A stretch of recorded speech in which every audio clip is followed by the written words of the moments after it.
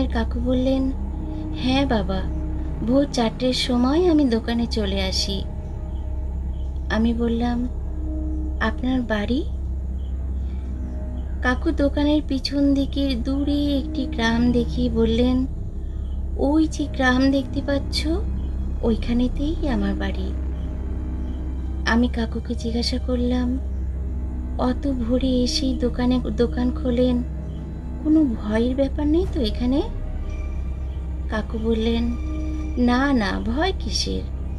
তবে একবার একটা ঘটনা ঘটেছিল, তারপর থেকে বেশ কিছুদিন গাটা কেমন যেন ছমছম করত।